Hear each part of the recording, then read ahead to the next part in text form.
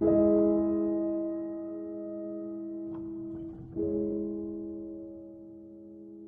you like to be the President of the United States? I really don't believe I would run it, but I would like to see somebody as the President who could do the job, and there are very capable people in this country. Why wouldn't you dedicate yourself to public service? Because I think it's a very mean life. I would love and I would dedicate my life to this country, but I see it as being a mean life, and I also see it as somebody with strong views and somebody with the kind of views that are maybe a little bit unpopular, which may be right, but may be unpopular, wouldn't necessarily have a chance of getting elected against somebody with no great brain but a big smile. But you might be classified as an Eastern Republican. Fair? Well, I guess you could say that, yes. Which means kind of a Rockefeller, Chase Manhattan Republican? I never thought of it in those terms. How do you define it? Are you a Bush Republican? No, I think I'm really, the people that I do best with are the people that drive the taxis. You know, wealthy people don't like me because I'm competing against them all the time, and they don't like me, and I like to win. The fact is, I go down the streets of New York, and the people that really like me are the taxi drivers and the workers, etc., etc. I mean, I really get Well, then why are you a Republican? I have no idea. I mean, I am a Republican because I just believe in certain principles of the Republican Party. You've become a role model in this country. The reason that your book sells, the reason that your board game sells, is because people are looking to leaders. People are looking for values, and you're one of the people.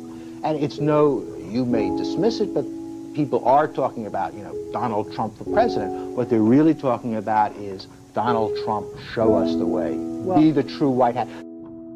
I'm, again, somebody that has a good instinct financially. I have had historically. I followed markets. I've been going the right direction, whether it's New York real estate or stocks or whatever. I know from a common sense financial standpoint that something has to burst. When a country is losing billions and billions and billions of dollars a year, and when other countries are making hundreds of billions of dollars, something is going to burst, and it's going to start here. I know it. It's a question of when. To me, it's not a question if, it's a question of when.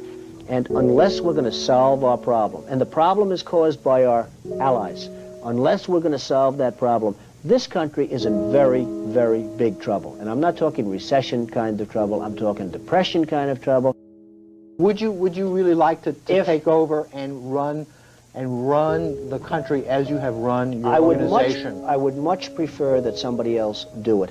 I just don't know if the somebody else is there. I don't know if we have the kind of advocate that you need. We need major surgery. This country needs major surgery. Are you the surgeon? I think I do a fantastic job, but I really would prefer not doing it. Are you saying you will take it only if drafted? No, I'm not saying that. I'm saying that I hope that somebody comes along who can be an advocate, and I think that somebody will be so popular, But you haven't seen he anybody. or she will be the most, but I don't see it now. I wish that person were there. But I deal with foreigners all the time. I deal with foreign leaders all the time. I know many of the foreign leaders probably better than a lot of the so-called candidates that are running on the Republican and Democratic tickets. I think I'd get along very well with them, and I think you'd have a lot less gridlock in Washington if I decide to do this and if I won.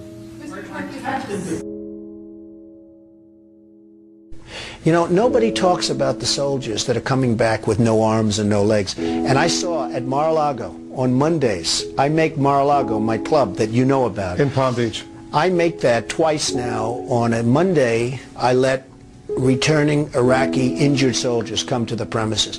The most beautiful people I've ever seen, but they're missing arms and legs. They're with their wives, sometimes they're with their girlfriends, and the tears are coming down the faces of these people.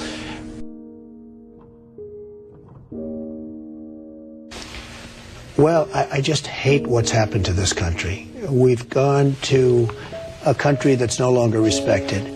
We're in a war that we should have never, and by the way, I'm worse than any hawk there is in terms of military and in terms of defending ourselves. But Saddam Hussein didn't knock down the World Trade Center. He had nothing to do with it. And there were no weapons of mass destruction. The other day, the head of 3M said that President Obama is anti-business. Do you get the same feeling that he does? Well, I don't know that it's anti-business or he just really doesn't know exactly what to do. and I'm afraid it probably is the second thing. I don't see him necessarily as anti-business. I think that he is not sophisticated in the ways of business. He hasn't dealt with the people that you've dealt with and that I've dealt with. I deal with China, as an example, a lot. It is never easy, and I've made some very big deals with the Chinese. I've come out on top. I've come out in great shape. I sell apartments to Chinese people. I get along great with them. It's not like, anti-China. I just think it's ridiculous that we allow them to do what they're doing to this country with the manipulation of the currency that you write about and understand, and all of the other things that they do. And frankly, if I were them and if I could get away with it, I take my hat off to them, frankly. They do get away with it. Any politician, do you think, has the pulse? Anyone running for president has the pulse of what you know about the economy? Well, the biggest problem is something I never hear about. I told you about it once. Every time they lower interest rates, the cartel, because I call it a cartel, right, the illegal monopoly, raises oil prices, okay? So the monopoly, because that's all it is, it's a total illegal monopoly. If businesses ever formed OPEC, everybody would be put in jail.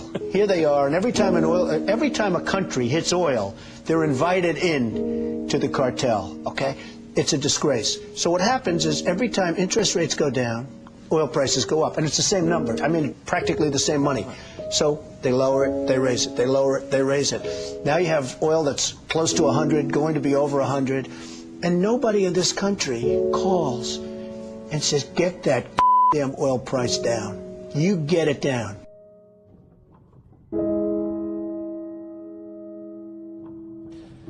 But I have to tell you that our country is in serious, serious trouble. We owe $17 trillion on debt.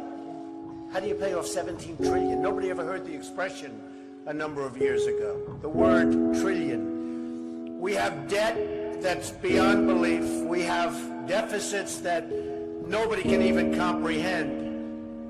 China, which I've been talking about for the last 5 years, yesterday, right in our face, they just devalued their currency. Now, for those that don't understand devaluation, what they're basically doing is saying, we're really ripping you big league. Nobody's ever done it better than us, but now we're going to really do it again.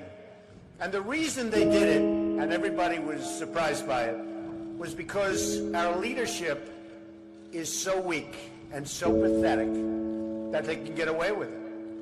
And believe me, they're taking our jobs, and they're taking a big league. And China's not the only one. You look at other countries, they're all doing the same thing. They have no respect for our leader, and frankly, they have no respect any longer for our great country. And it's so simple to solve. What we need is a strong economy. What we need is jobs. Now, you hear these phony job numbers, 6.7%.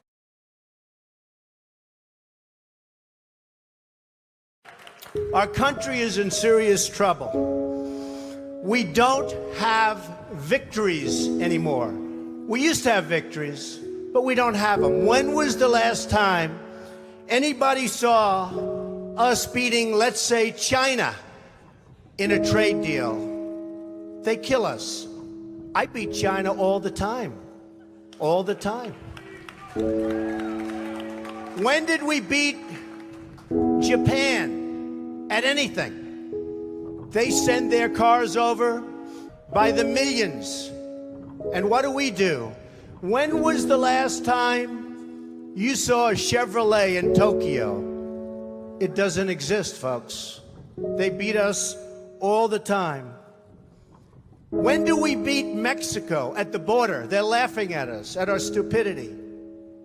And now they're beating us economically. They are not our friend, believe me. But they're killing us economically. The U.S. has become a dumping ground for everybody else's problems. Thank you. It's true.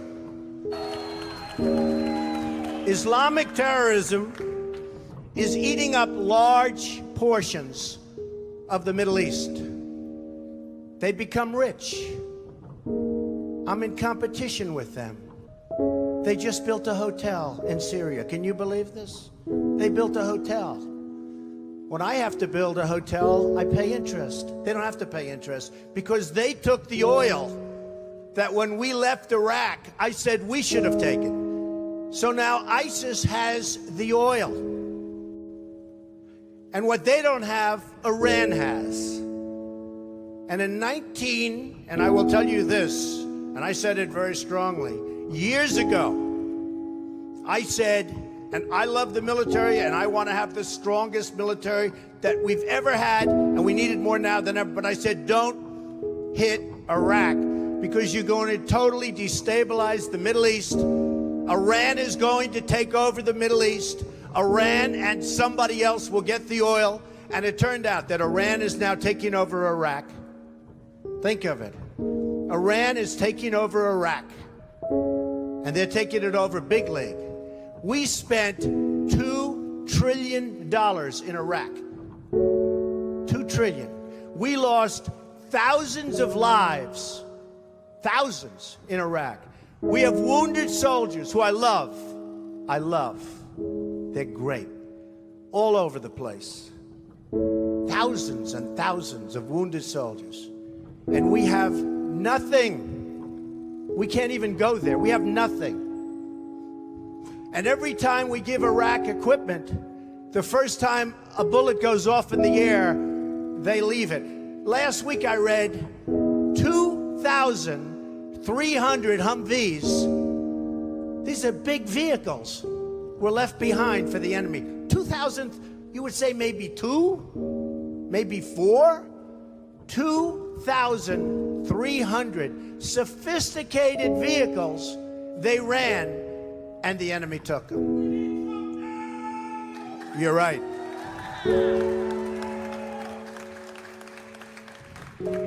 Last quarter, it was just announced, our gross domestic product, a sign of strength, right? But not for us. It was below zero. Who ever heard of this? It's never below zero. Our labor participation rate was the worst since 1978. But think of it, GDP below zero. Horrible labor participation rate. And our real unemployment is anywhere from 18 to 20%. Don't believe the 5.6. Don't believe it. That's right, a lot of people up there can't get jobs. They can't get jobs because there are no jobs. Because China has our jobs and Mexico has our jobs. They all have our jobs. But the real number is anywhere from 18 to 19 and maybe even 21%. And nobody talks about it because it's a statistic that's full of nonsense.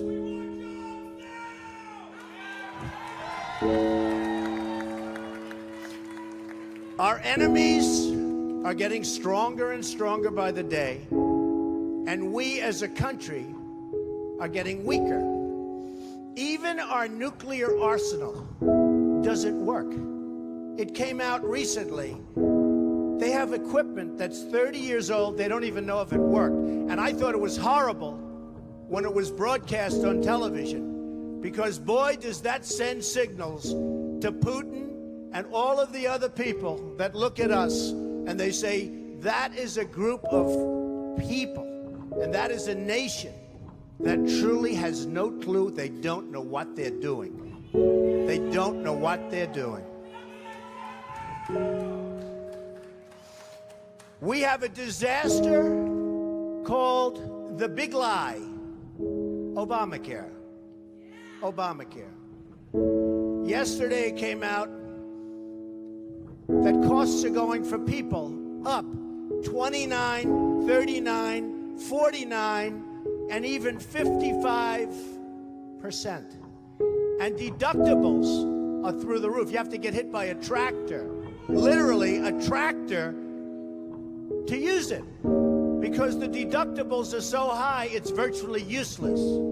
It is a disaster. And remember the $5 billion website. $5 billion we spent on a website. And to this day, it doesn't work.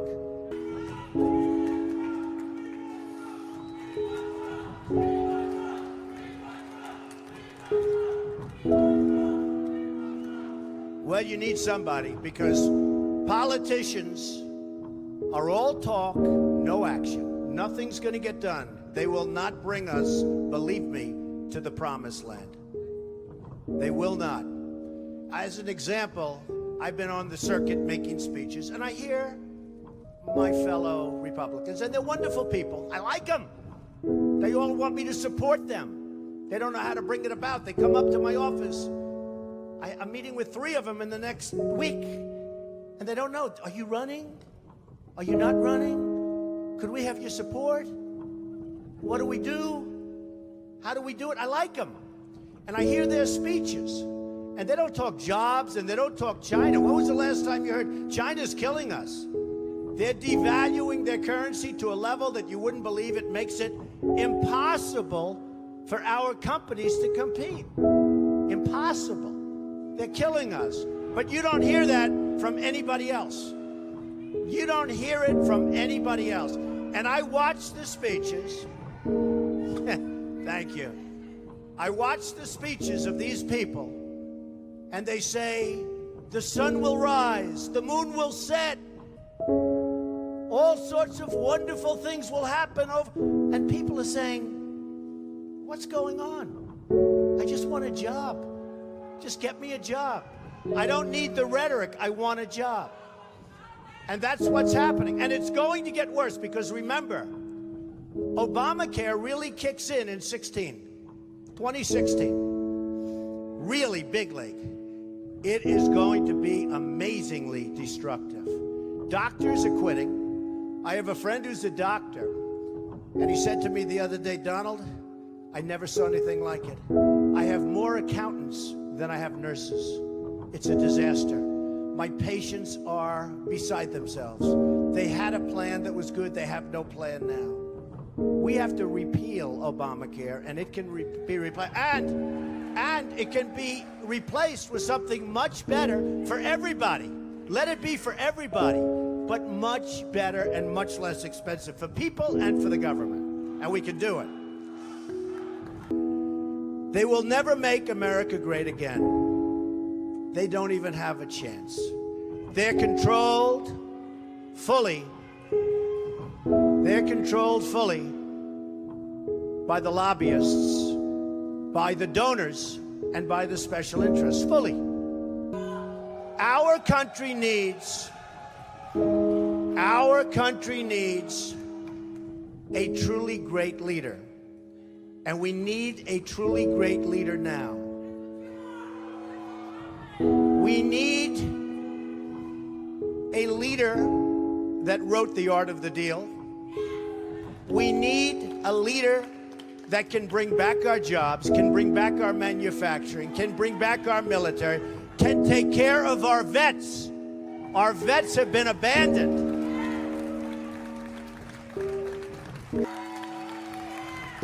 We